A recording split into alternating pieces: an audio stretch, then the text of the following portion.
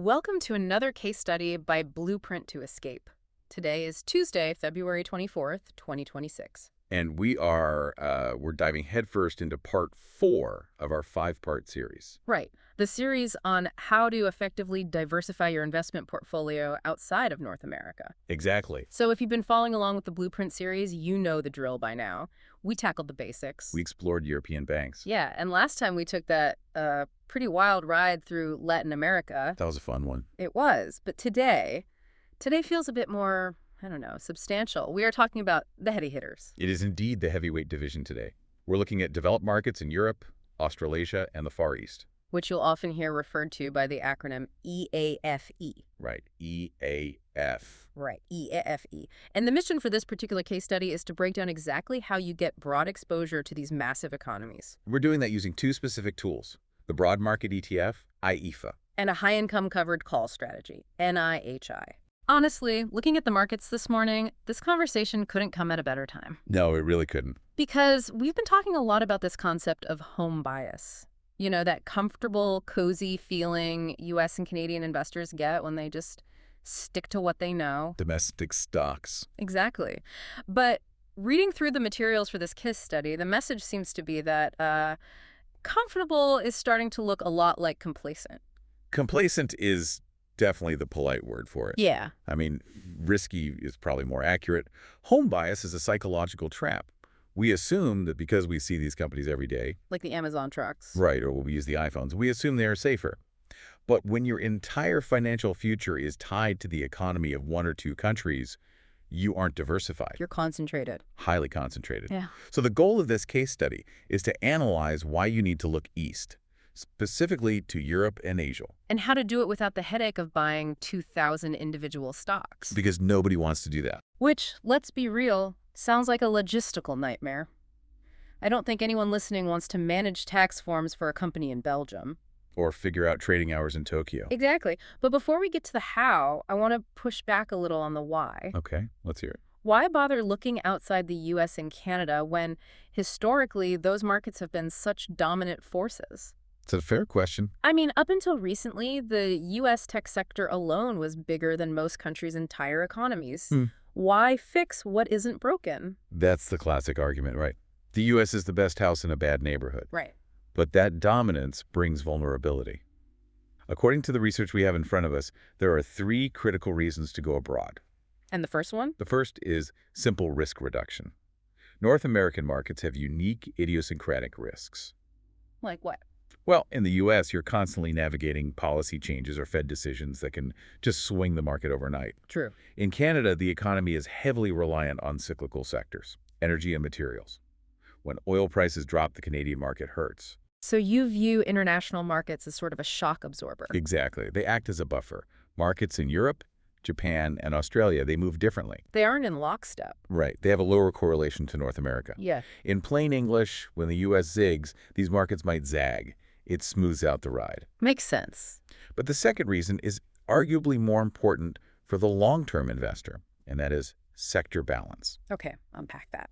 We need to talk about the real-life economy versus the digital economy. I love this concept because it feels very intuitive. When I look at the S&P 500, especially over the last 5 years, I see a lot of software, chips, cloud computing. It's very intangible. Right, it's digital. Correct. Yeah. The U.S. and Canada are massively overweight in technology, financials, and energy, but they are totally underweight in the things that actually run the physical aspects of daily life. Healthcare, industrials. And consumer staples. Yeah.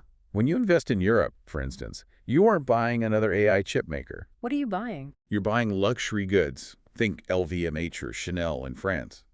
You're buying high-end automotive engineering in Germany. Oh, right. You're buying the world's leading healthcare companies in Switzerland. And commodities in Latin America, like we discussed in the last case study with lithium and copper. Exactly. International investing isn't just about different geography on a map. It's about accessing different industries entirely. So it's less about the magnificent 7 tech giants and more about the infrastructure of daily life. Right. You can't eat software. And you can't live in a cloud server. Eventually, you need physical goods. Exactly. And the third reason is simply growth access. We often forget that over half of the global market cap, the total value of all public companies, is outside the United States. Over half. That's wild to think about. It is. If you only invest in North America, you are ignoring half the opportunities on the planet. Right. Remember the previous case study where we discussed Brazil? The massive boom in digital banking. Yes, companies like NU and ITAU. That kind of rapid foundational growth just isn't happening in mature U.S. banking sectors anymore. You have to leave home to find it. Okay, so the argument is solid. We need to leave the nest. Now let's talk about the specific vehicles we're using to get there. The tools. Right. We are focusing on two specific tickers today, IEFA and NIHI. Let's start with the engine. IEFA. What exactly are we looking at here? IEFA is your core broad exposure tool. It tracks the MSCI EAFE index.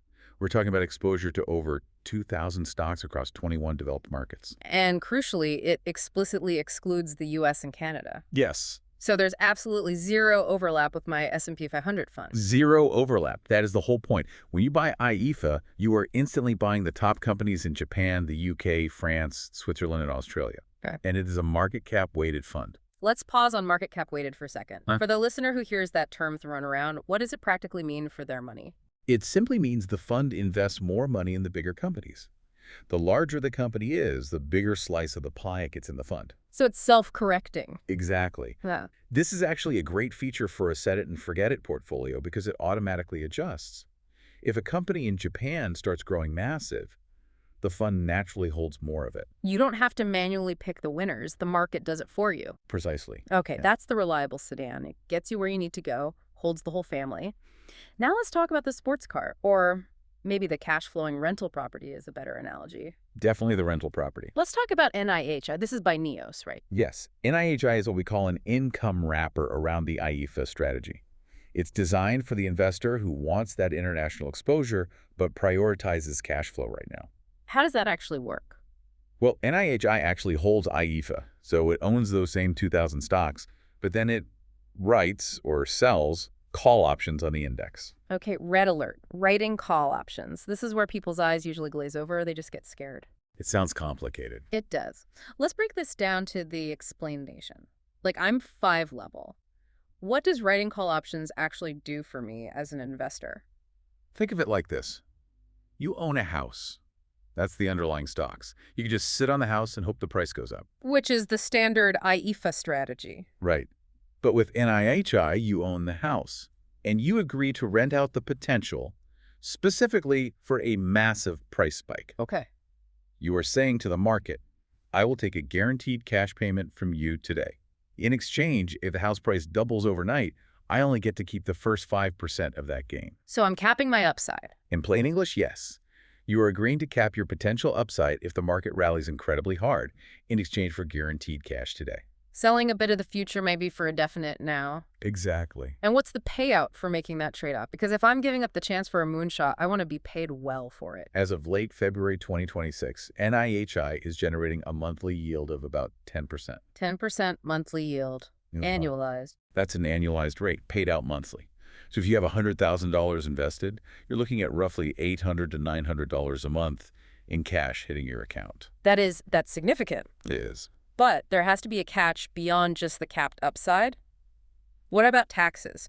Usually, high income means high taxes. That's the other layer for our listeners in the US and Canada, tax efficiency. Okay, how so?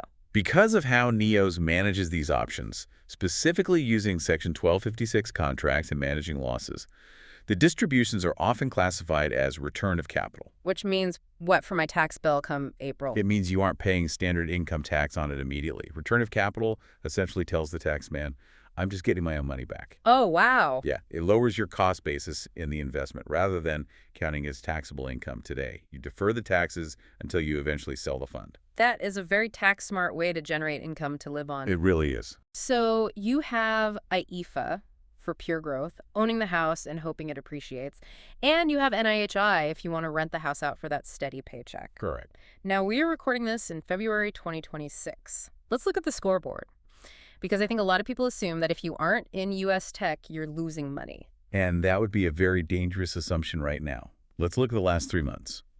November 2025 through today, February 24th, 2026. Okay. If you were sitting in the S&P 500 or the NASDAQ, you have been basically flat. The U.S. tech engine stalled out a bit. Mostly due to those valuation concerns and rate jitters we saw in December, Exact. but the international They market. took off. While the U.S. was sideways, IEFA is up 15% in total return over that same period. 15%. And NIHI, even with the capped upside we just talked about, is up 12% in total return. That is a massive divergence, 15% versus flat. It really is. And just to nod back to our previous case study, the Latin America ETF, ILF, is up nearly 27%. Wow. This proves the point we started with. Diversifying away from the U.S. tech giants, the Mag 7, provided safety and significant returns during this specific period. If you were 100% in the U.S., you stagnated. If you were diversified, you grew. Exactly. That's the aha moment right there. It's not just about safety, it's about opportunity cost. Right. Okay, let's peel back the curtain a bit more and look at what exactly is inside this EAFE index. You mentioned Japan is a big part of it. Japan is the heavyweight here. It makes up about 24% of the index. And this is where the sector difference really shines. Japan is very strong in consumer discretionary and industrials. We're talking about the brands everyone knows, right? Exactly. Toyota, Sony, Nintendo, these are massive global brands. But notice the difference. Japan's sector mix is cyclical and export-oriented. They make physical things and ship them. Right. Contrast that with Europe, which has a much heavier focus on healthcare and financials. I want to circle back to something you mentioned earlier about the reliability argument, because I think in the age of AI and crypto, we forget about the companies that make the actual stuff we use. It's a crucial perspective shift. The quote from our case study materials that sums this up best is, "Everyone has taken medicine or driven a car, but not everyone knows what NVIDIA does." That is so true. I use NVIDIA's tech indirectly, sure, but I drive my car directly. I take my medicine directly. Precisely. While U.S. tech runs the digital infrastructure, international companies largely run the physical world. Medicines, cars, food, shipping. These are tangible needs, and that tangibility offers a reliability that hype cycles in tech sometimes lack. Right. You can stop using ChatGPT, but you probably can't stop taking your blood pressure medication. Speaking of medicine, let's do a spotlight on that sector. We wanted to pick something relatable, so we chose the healthcare trio for this case study. It's a great example. Instead of picking one stock from the 2000 in the index, let's look at 3 European giants and see how they stack up against the Americans. This comparison really highlights the value currently sitting in Europe. We are looking at Novartis, Roche, and AstraZeneca. Okay, let's start with Novartis. Novartis is a Swiss powerhouse. Yeah. They are heavily focused on immunology and oncology. If you want a U.S. comparison, think of Pfizer or Merck. Yeah. They are massive, diversified drug makers. And Roche, also Swiss. Yes, Yeah. also Swiss. Roche is interesting because they are a leader in diagnostics as well as oncology. Their closest U.S. comparable would be Johnson & Johnson or maybe AbbVie regarding their biologics. And finally, AstraZeneca. The UK-Swedish giant, they are huge in oncology and respiratory issues. Think of them as comparable to Eli Lilly. Now, we just said the U.S. market has been flat. How did these European pharma companies do compared to their American cousins? Because usually we think of European stocks as old world and slow. The data is telling. Over the last 3 months, European pharma outperformed most of their U.S. peers significantly. Let's hear the numbers. Roche is up 17%. Novartis is up 24%. 24% in 3 months for a boring pharma stock. Exactly. And the U.S. side, Eli Lilly was flat. Pfizer was up about 10%. Interesting. The only U.S. company that really beat the Europeans was Merck at 28%. But generally speaking, the momentum was in Europe. You got better growth from the Swiss companies than the high-profile American ones. Why is that? Is it just because they were cheaper to start with? That's a big part of it. Valuations in the U.S. got stretched. Europe is trading at a discount. Eventually, money flows where the value is. The rubber band can only stretch so far before it snaps back. So let's talk strategy. We've sold you on the why and the what, but how do you apply this? What is the blueprint approach to fitting this into a portfolio without making it too complicated? Well, we always have to preface this with a disclaimer. Of course. This case study is for educational purposes only. We're not financial advisors, and we don't know your specific situation. These companies and ETFs are not sponsors. Always do your own diligence. Consider the disclaimer officially read and stamped. Now, give us the strategy. The approach we are looking at is a hybrid strategy. You don't necessarily have to choose between growth, that's IEFA, and income, that's NIHI. You can blend them. What's the recommended split? A potential split that works well for many investors looking for escape velocity is allocating two-thirds to NIHI and one-third to IEFA. Walk me through the logic of that specific split. Why so heavy on the income side? It comes down to the goal of the blueprint to escape. If the goal is financial independence, you need cash flow to live on. Right. By putting two-thirds into NIHI, you are securing that high monthly income, that 10% yield we talked about. That's your engine for paying bills or reinvesting. But you keep a toe in the water with IEFA. Exactly. By keeping one-third in the standard IEFA, you ensure that you capture the full capital appreciation if the international markets go on a massive bull run. So if it spikes, If the market rips 20% higher, NIHI might cap out, but your IEFA position captures all of it. You're getting the best of both worlds, income now and growth later. Plus, IEFA has slightly lower fees, so it balances out the overall cost of the portfolio. I like that. It's not all or nothing. But I also want to drop a warning here on asset allocation. You touched on this earlier. We aren't saying sell everything in America and move your money to Switzerland, right? Absolutely not, and I cannot stress this enough. International exposure is a hedge. It is a diversifier. It is not a replacement. Okay. The goal of the blueprint portfolio is balance. You likely still want to maintain your positions in U.S. tech and Canadian financials. They are powerful engines, and despite the flat last 3 months, they are still world leaders. So it's a backup engine. The goal here is to ensure that if those engines stall, like they did recently, you have another engine running in Europe or Japan that keeps the plane flying. It's about not having all your eggs in one basket, even if that basket is the S&P 500. Exactly. Too much of anything is dangerous. We still believe in the drivers of the North American economy. But European healthcare, Japanese cars, Latin American commodities, that is your safety net. So what does this all mean for you today? It means you have options, pun intended, to escape the home bias trap. You can use IEFA for the broad strokes and NIHI to generate income from those same assets. And it simplifies your life. Imagine trying to buy and manage 2,000 stocks across 21 countries individually. Unthinkable. Trying to figure out the tax laws in France, the trading hours in Tokyo, the currency exchange in Australia. These ETFs bundle all that complexity into a single ticker symbol. It's just so easy. It democratizes access to the global economy. Yeah. You get the sophistication of a hedge fund strategy with the ease of buying a single stock. That is the ultimate shortcut. Before we wrap up, I want to look ahead. This was part 4 of our 5-part series. We've covered a lot of ground, from the basics to banks to Latin America and now the developed world. We have. And for the next and final case study, we want to hear from you. We are leaving part 5 open to community suggestions. That's right. If there is a specific market or region or an ETF outside of North America that you want us to break down, please post comments or questions. Let us know what you want to see. Maybe you're curious about Southeast Asia, maybe India, maybe real estate in Europe. We will look at the most popular suggestions and build the final case study around that.